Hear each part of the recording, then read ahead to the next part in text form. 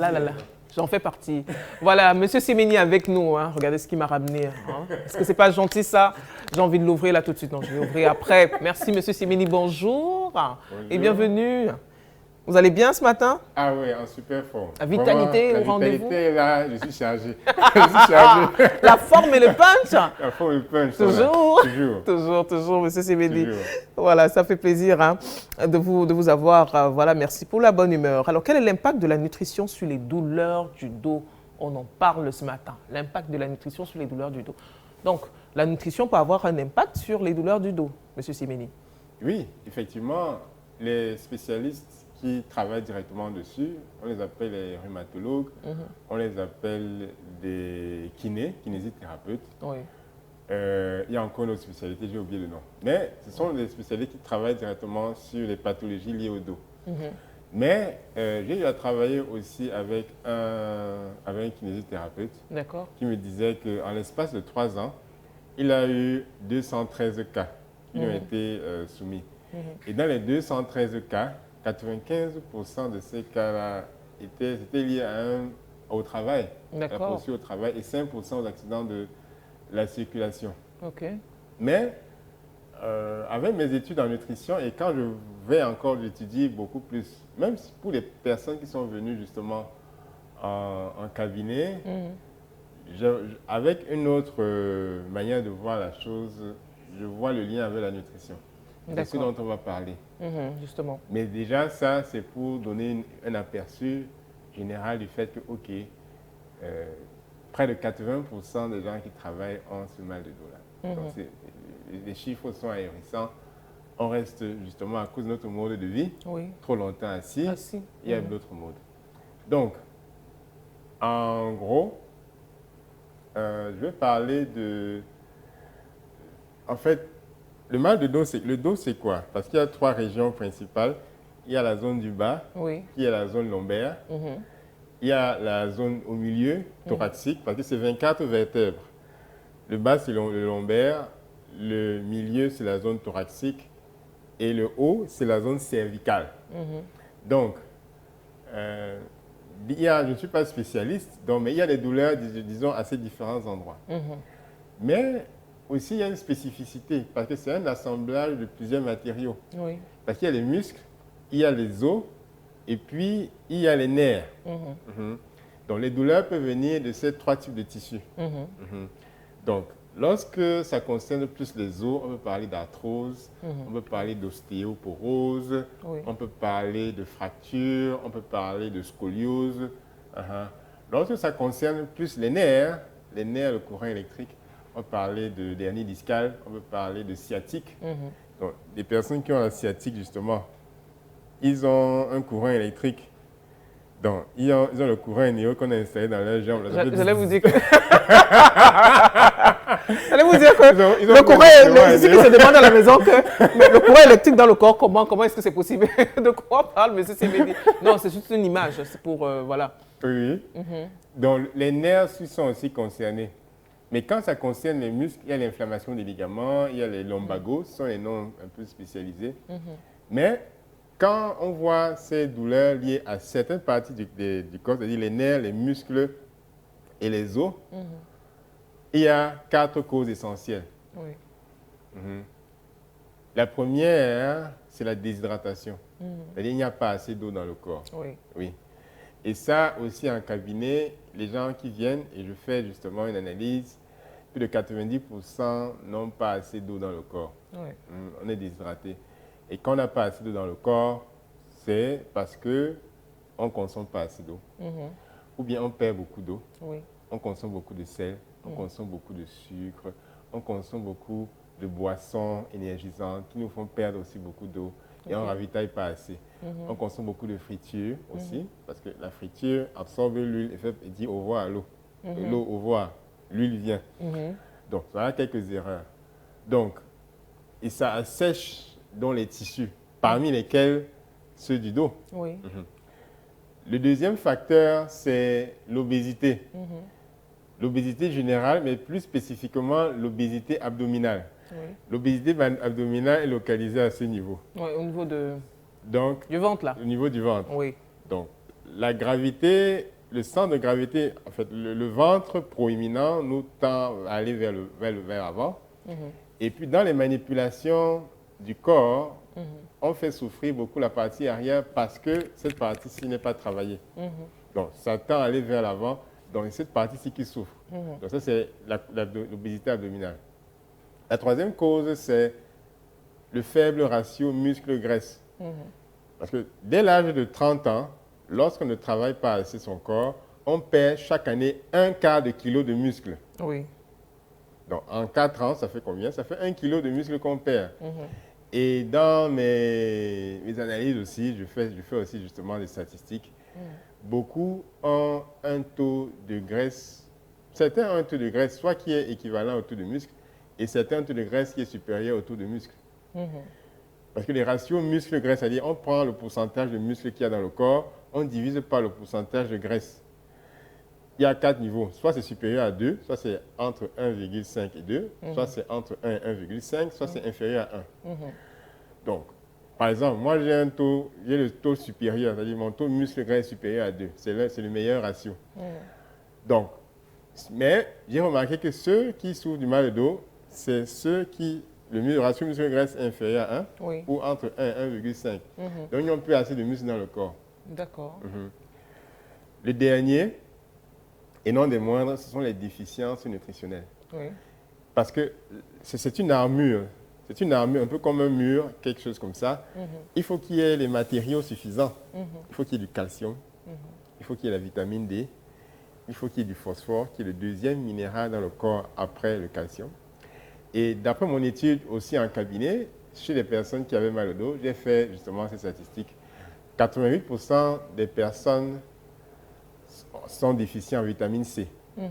La vitamine C est un constituant essentiel du collagène dans le corps. Et quand il n'y a pas assez de collagène, c'est aussi les tissus. Donc 83% sont déficients en cuivre, qui fait partie, constitue aussi le collagène. 61% de ces personnes sont déficients en magnésium. Le magnésium aide le calcium à être soluble dans les tissus. Donc, quand le calcium n'est pas soluble, il ne peut pas se coller au tissu. 33% des personnes sont déficientes en vitamine D. La vitamine D aide le calcium à se fixer sur les os. Donc, quand on a ces déficiences, comment est-ce qu'on peut avoir une bonne structure des tissus, des os, des muscles et des nerfs? Ce n'est pas facile, ce n'est pas possible. Donc, voilà 4 causes, justement, au fil des années, qui sont imputées à notre mode de vie, qui font qu'au fil des années, on a un terrain qui est ouvert justement à l'inflammation. Inflammation, pourquoi? Inflammation, c'est le feu, flamme. Les flammes, le feu, l'inflammation, il n'y a pas assez d'eau, ça fait l'inflammation. Il n'y a pas assez de matériaux. Donc, qu'est-ce qu'on prend? On prend les anti-inflammatoires. D'accord.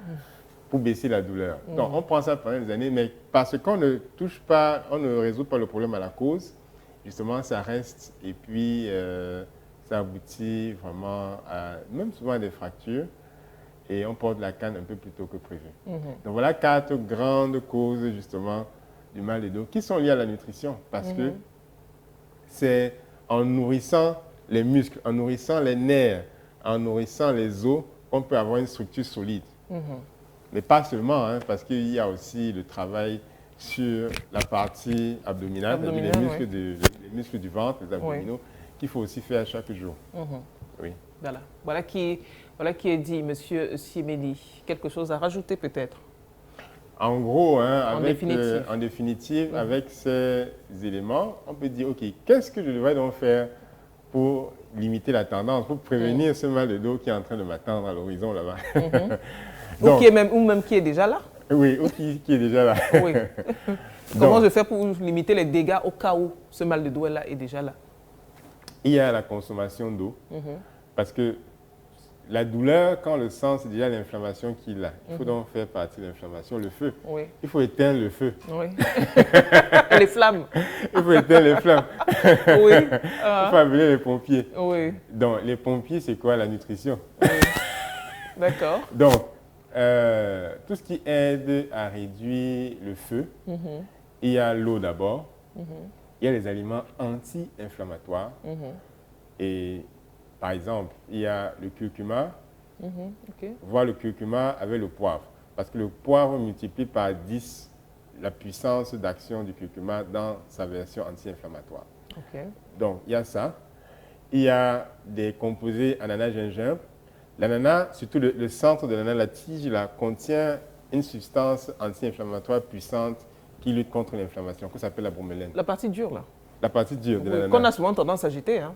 Oui. Oui, des fois on a tendance à jeter, on utilise juste ce qui est autour, mais non, il ne faut pas le faire. Au contraire, il faut consommer, il faut en consommer, c'est ça? Il faut en consommer. D'accord. La partie du centre, là. Oui, qui est un peu dure, oui. Et on l'associe avec le gingembre. Le gingembre, c'est aussi un anti-inflammatoire naturel dans la famille des épices. Le citron également. Donc, en faisant un smoothie, ananas, gingembre, citron, c'est quelque chose de puissant. Et pour le curcuma, bon, on ne va pas mettre le curcuma dans le jus d'ananas ou bien dans le smoothie. On va le mettre, même si c'est dans le légume sauté, dans le ndolé. On met ça dans son repas. Ça aura bon goût? Ça ne change pas le goût? Non? Ça donne un goût un peu plus épicé. Ah oui? Oui. Ou bien on peut faire le riz au curcuma. Expérimenter à la maison, hein. Vous nous dites Chantal Ogada, il faut expérimenter. C'est cette épice-là qui est très jaune. Qui est très jaune, un peu comme les couleurs de Sun Plus TV. Oui. le curry. Le curry ou le curcuma. Curcuma, oui, d'accord. Donc, curcuma avec du poivre, quand c'est dans les repas. Gingembre, ananas avec citron, quand c'est le smoothie. Quand c'est pressé avec le mixeur. Oui. Si on veut, si on a aussi un peu de courage, de l'aloe vera. L'aloe vera aussi, ça aide aussi à réduire l'inflammation. Ça aide à réduire l'inflammation. Et augmenter la quantité d'eau qui est consommée. Et voilà. Bon, maintenant, au niveau externe, on peut faire des cataplasmes d'argile. L'argile qui est en poudre naturellement, en ajoutant un peu d'eau. Lorsqu'on dort, on met des cataplasmes sur le dos. Sur la partie qui fait mal. Donc ça, ce sont quelques astuces. Mais ça ne relève pas de mon domaine de nutritionniste. Mais je sais que les kinésithérapeutes ne conseillent pas de faire venir les enfants, de faire venir Sophie pour que Sophie marche sur le dos. Bon, ce n'est pas mon domaine, mais je sais, pour le domaine de la nutrition, c'est ce dont j'ai parlé. Il faut nourrir les tissus. Il faut aussi faire changer la tendance. Parce que dès l'âge de 30 ans, si on ne travaille pas son corps, on perd chaque année 1/4 de kilo de muscles. Mais là, il faut changer la tendance. Il faut avoir toujours plus de muscles que de graisse. C'est toujours plus intéressant d'avoir plus de muscles que de graisse. Il faut combattre l'obésité à tout prix. Voilà, en faisant le sport, des activités sportives aussi, ça aide peut-être. Hein? Avoir plus de muscles que de graisse. À un certain âge, dès 30 ans, il faut se mettre au sport. Ça peut aider aussi également à avoir plus de muscles que de graisse. Oui. L'activité sportive, essentiellement. Mais l'alimentation aussi. Aussi, bien sûr. Parce qu'une personne qui mange à 23 heures 3 boules de couscous avec son héros, ça ne va pas aider à perdre la graisse. Forcément. S'il prend 3 tasses de café le matin avec 10 morceaux de sucre, ça ne va pas l'aider. S'il prend les jus gazeux qui sont naturellement sucrés, s'il prend une bouteille, 1 litre chaque jour, ça ne va pas l'aider. En fait, ce sera à compte courant et puis mangeant 3 repas par jour et faisant le sport 1 fois par semaine. Donc, comment quelqu'un peut faire manger 21 fois par semaine, faire le sport 1 fois? Non, c'est déséquilibré. Et penser avoir un résultat. Oui, on ne peut pas dire faire le sport. Quelqu'un mange 21 fois et puis fait le sport une seule fois. Il n'y a pas d'équilibre. Voilà. Voilà qui est dit. Alors, on va lire rapidement quelques messages avant de se dire au revoir. Hein. Chantal Ogada qui dit « Le curcuma, c'est mon quotidien. » Voilà. Oui. Donc, comme boisson. Voilà. Donc, elle dit que le curcuma, c'est son quotidien comme boisson. Et l'alimentation saine surtout, Audrey. C'est très bien, Chantal Ogada. Merci pour cette contribution. Monsieur Siemeni, merci d'être passé ce matin encore. Avec grand plaisir, pour que toute la population n'ait plus mal au dos. Voilà. Mais quand on a mal au dos, on n'a pas envie d'exprimer sa vitalité. C'est ça exactement. En tout cas, moi personnellement, j'ai pris note, hein, parce que le mal de dos commence à me guetter. Enfin, c'est invité chez moi depuis un petit moment. Okay. Donc, moi personnellement, j'ai pris des notes ce matin. Peut-être que c'est la vieillesse aussi. Hein. Peut-être que c'est la vieillesse. Oui, on va commencer à dire au revoir. Je vais appliquer tout ce que vous avez dit ce matin. Merci beaucoup, hein, Monsieur Siemeni, d'être venu. Avec grand plaisir. Merci pour la bonne humeur, le punch et la vitalité. La vitalité. Je veux que tout le monde soit en vitalité, comme moi, ou bien plus que moi-même. Voilà, c'est ça. Merci d'être venu. On se dit à très bientôt. À très bientôt. Je vous souhaite de passer une excellente journée. Merci pour tous les conseils ce matin. Avec grand plaisir. Voilà.